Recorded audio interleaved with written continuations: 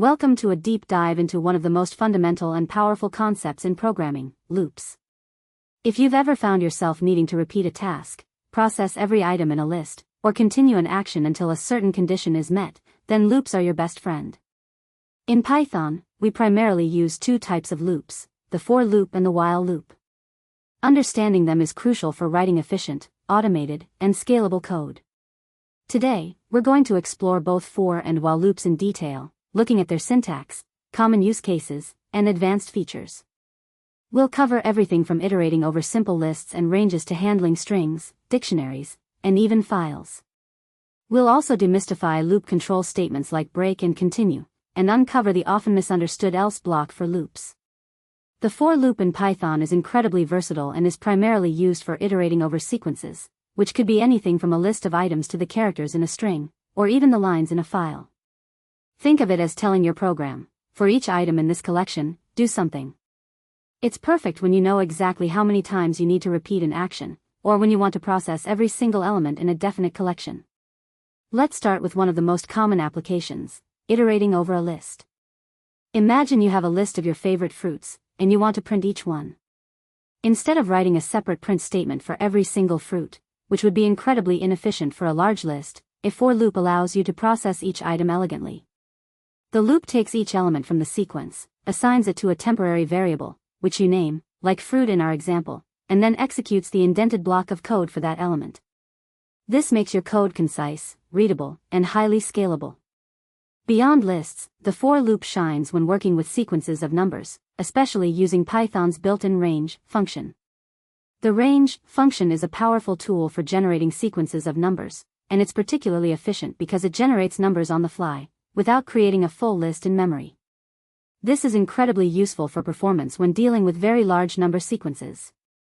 You can use range in a few different ways. Range, stop, will generate numbers from 0 up to, but not including, the stop value. If you need to start from a specific number, range, start, stop, is your go-to. And for even more control, range, start, stop, step, allows you to specify an increment or decrement value, letting you count by 2s, 10s, or even backward. This flexibility makes for loops with range indispensable for tasks like counting, iterating a specific number of times, or accessing elements by index. Now, the for loop isn't just limited to lists and numbers.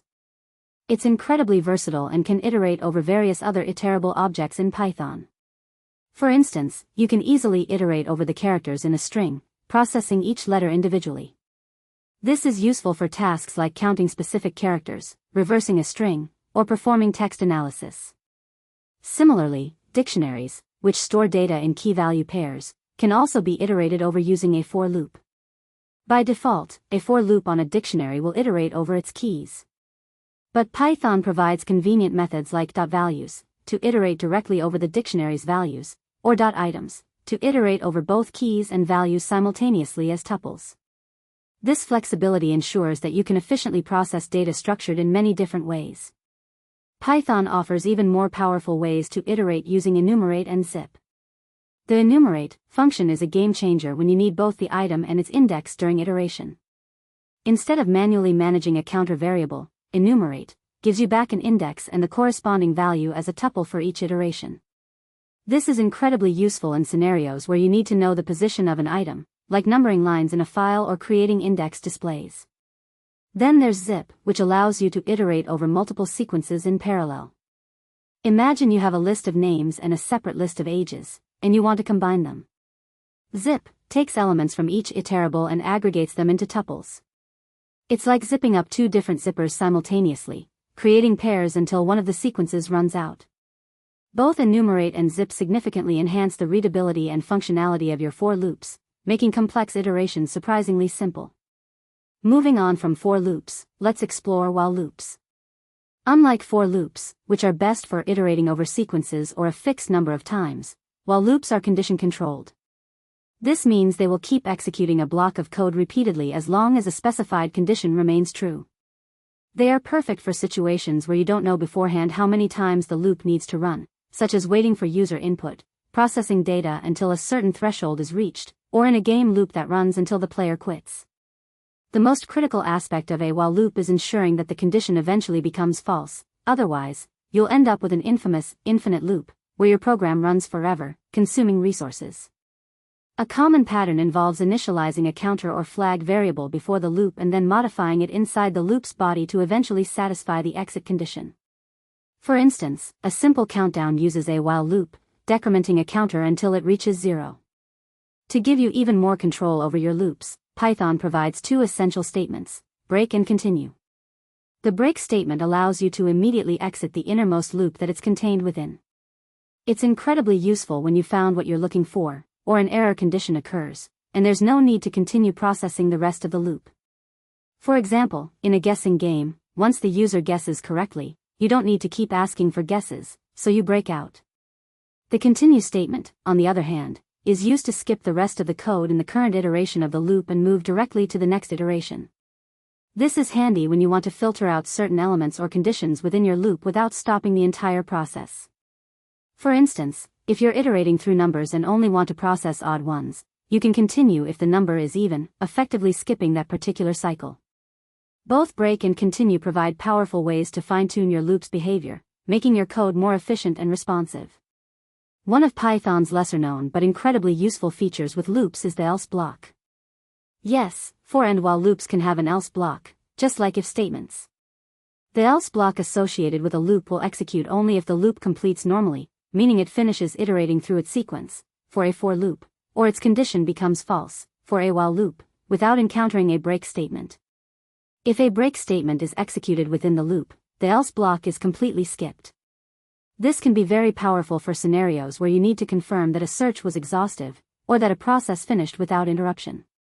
For example, if you're searching a list for a specific item and want to print a message only if the item was not found after checking everything, the else block is perfect.